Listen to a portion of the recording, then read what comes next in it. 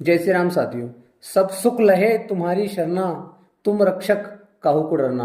आज के ये वीडियो उन सभी भक्तों के लिए महत्वपूर्ण है और वरदान है जो हनुमान चालीसा का पाठ तो करते हैं, बहुत लंबे समय से कर रहे हैं, लेकिन अभी तक उन्हें हनुमान चालीसा का फल प्राप्त नहीं हुआ।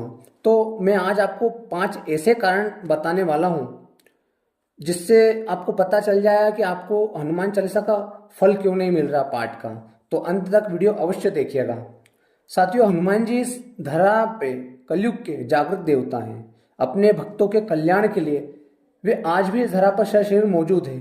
लेकिन जानकारी के अभाव में हम हनुमान चालीसा का पाठ तो पढ़ते हैं, लेकिन हमें हनुमान जी की पूर्ण कृपा प्राप्त नहीं होती। तो 5 जो कारण है उसमें जो पहला कारण है वो है पूर्ण समर्पण या विश्वास का न होना। इसका अर्थ है हम हनुमान चालीसा का पाठ तो करते हैं, लेकिन हमारा विश्वास हनुमान जी पर होता ही नहीं है। हमारे मन में ये चलता रहता है कि क्या पता हनुमान चालीसा के पाठ से कुछ होगा कि नहीं होगा। पढ़ते हैं, लेकिन हम मन में ये सोचते हैं कि चलो ठीक है, किसी ने बताया है तो कर लेते हैं, देखते हैं। हमारे मन में हनुमान जी के प्रति संदेह होता है। इस कारण हमारा मन भी हनुमान चालीसा में लगता ही नहीं। हम पढ़ते तो हैं, लेकिन हम बस पढ़ते हैं, हमारा मन कहीं और भटकता रहता है। अब आप ही बताइए, हम पूजा तो कर रहे होते हैं, पर यदि हनुमान चालीसा में विश्वास ही नहीं होगा, हमें हनुमान जी पर विश्वास ही नहीं होगा, दृढ़ निष्ठा नहीं होगी, तो कैसे प्रभु हम पर कृपा करेंगे। हमें पूर्ण विश्वास के साथ, श्रद्धा के साथ, प्रेम के साथ हनुमान चालीसा का पाठ करना चाहिए कि हमारा काम होगा ही होगा, तभी हनुमान जी की कृपा प्राप्त होती है। दूसरा कारण, बुरे कर्म करना। दोस्तों, सच्ची भक्ति के साथ साथ अच्छे कर्म भी करना आवश्यक होता है। लोग हनुमान जी की भक्ति तो करते हैं, लेकिन उनके बुरे कर्म के कारण उन्हें पूजा का फल प्राप्त नहीं होता। आप ही सोचिए, आप एक तरफ तो बहुत हनुमान जी की पूजा पाठ करते हैं, लेकिन दूसरी तरफ जानबूझकर पाप कर्म भी करते हैं, जैसे किसी निर्दोष को सताना, किसी का धन हड़प लेना, किसी को बुरे कर्म के करने के लिए प्रेरित करना, अपने माता पिता की सेवा न करना, बड़ों का अनादर करना, स्त्री पर बुरी नजर रखना, व्यसन करना। अब आप ही सोचिए, अगर ऐसे कर्म हमारे रहेंगे तो कैसे हनुमान जी हम पर कृपा करेंगे। एक बात याद रखिएगा, ईश्वर न दंड देता है न माफ करता है। हमारे अच्छे बुरे कर्म ही हमारे सुख दुख का कारण बनते हैं। तीसरा कारण, नियमों का ना मानना। साथियों, हमारे शास्त्रों में हर धार्मिक ग्रंथ को पढ़ने के लिए नियम और अनुष्ठान की विधि दी होती है। उन शास्त्रों के नियम और विधि मानकर हमें पूजा का पूरा फल प्राप्त होता है, हमारी पूजा सफल होती है, हमारी मनोकामना पूर्ण होती है। लेकिन कई लोगों की यह समस्या होती है कि वे इन नियमों को नहीं मानते।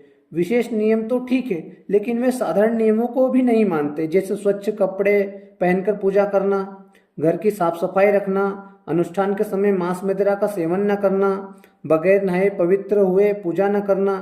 अपने मन माने आचरण से पूजा पाठ करते हैं, और जब उनकी मनोकामना पूरी नहीं होती तो वे इस महान रचनाओं के बारे में नेगेटिव बातें करते हैं।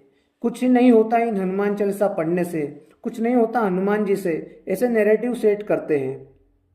खुद तो नेगेटिव होते ही हैं, दूसरों को भी नेगेटिव करते हैं। आप सभी से हाथ जोड़ के विनती है कि कठिन नियम हो ना सही, लेकिन साधारण नियम तो का तो पालन हनुमान जी की पूजा में करना चाहिए, क्योंकि वे हमारे हाथ में ही हैं, तभी हनुमान जी की कृपा प्राप्त हो।